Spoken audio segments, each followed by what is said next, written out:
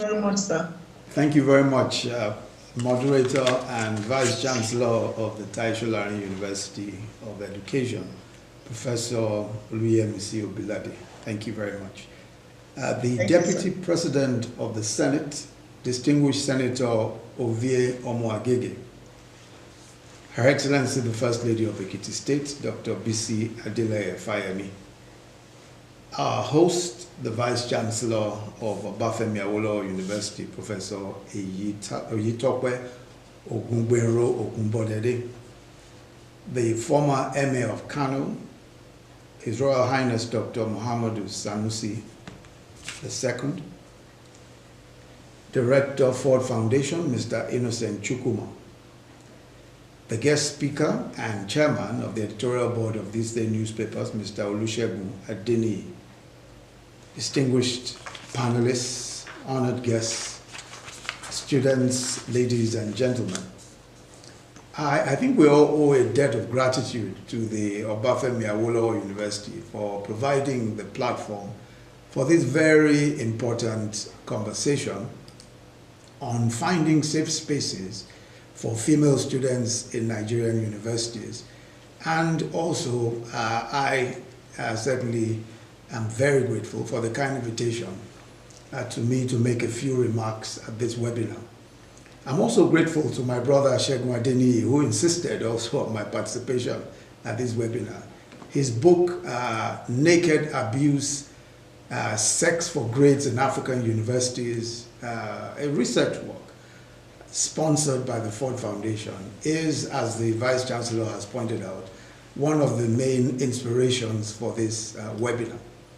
I must confess that because of the extremely readable style, and I hope that as many of us as possible have read it, because of the extremely readable style that he adopts, I was almost grateful that this research was not done by an academic like myself. With all apologies to my fellow professors, we would have ended up with volumes and volumes of very difficult to read material, very difficult to figure out. But I think Segun has, in a few pages, done an excellent job of not just confronting us with the key issues in this sordid situations of sex for grades on the African continent, but he's also made several important suggestions on what to do and how to solve the problem. Let me begin by saying that for me as an academic, I am always mindful of the need, I think, to begin, and also as a lawyer, I'm also mindful of the need to define as well as possible what the problem is. And I think that is where I would just like to start, by understanding the definition of the words that we use, and of course the definition of this particular problem. It was the Association of Women Judges who very recently, in a toolkit which they published quite recently, described this problem as sextortion. They described this as sextortion. I think that's an important, I think it's an important definition, because it is a definition that I think clearly puts in perspective what we should be thinking about and what the elements of this are. The definition as they described it is the abuse of power to obtain a sexual favor or advantage. The abuse of power to obtain a sexual favor or advantage. Or to borrow further from them, they say that in effect sextortion is a form of corruption in which sex rather than money is the currency of the bribe. A form of corruption in which sex rather than money is a currency of the bribe. And I think the definition is helpful because it also helps us to shape the legal theory under which the conduct itself can be dealt with. Evidently, under Nigerian law, and I think the Right Honorable, the distinguished Deputy Senate President, has already covered a fair amount of the description of this offense under Nigerian law. But I think the offense could fit into well-established categories.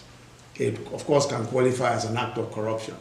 And as Segun points out in his book, the successful prosecution of the Professor Akindele, I think it was done by the ICPC. And the ICPC, of course, as you know, bases its prosecutions on definitions of corruption in the Act. So what was needed to be proved, and what you need to prove in such a case, is that a person in a position of authority demanded gratification. And now this is a wide enough definition to cover a demand for sex in exchange for a benefit. In this case, good grades. So by definition, it is an act of corruption, and it could qualify easily as an act of corruption. It could also qualify, as has been pointed out, as rape or attempted rape. The definition of rape under our law is having sex with a woman without her consent, or where the consent was obtained by threats or by intimidation of any kind. Intimidation of any kind. And I think that's very important here, because a demand for sex with a choice of failure or success in an examination will qualify, in my view, as threat or intimidation. By the way, punishment for rape is life imprisonment, while attempted rape is 14 years imprisonment. So even the punishment is very severe. And a more all-encompassing definition of rape and other forms of violence is contained in the Violence Against Persons Act, which was referred to again by the distinguished Senate President. Various iterations of that law is now in place in domesticated in several of our states. So several states have various iterations of that law. But I agree with the Deputy Senate President that there is still a need for a sexual harassment specific bill, because there are still various contours of sexual harassment that are not covered by the established definitions of corruption, for example, or rape under our laws in the South or under the Penal Code in the North. So I think a sexual harassment specific legislation is still one that is desirable.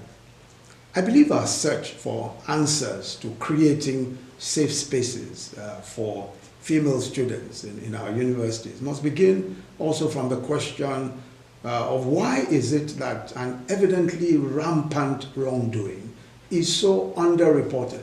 Why is it that something that is so evidently rampant, and I don't think there is any need to belabor the point. It is clearly rampant, and there are so many, there are obviously so many reports and so many cases of people who would share their anecdotal experiences without necessarily reporting to the authorities. I think the answer is clearly that this low reportability is on account of the fact that many do not feel confident, victims do not feel confident that they will get redress, or that they will be treated fairly, or that they will not be visited with the same fearful consequences that was the subject of the demand in the first place. They fear that they will neither get a sympathetic nor understanding hearing, let alone justice, and that they will end up suffering the same consequences that the predator had threatened would occur if they did not submit to their demands. Then there's, of course, the shame and stigma that could attend speaking up.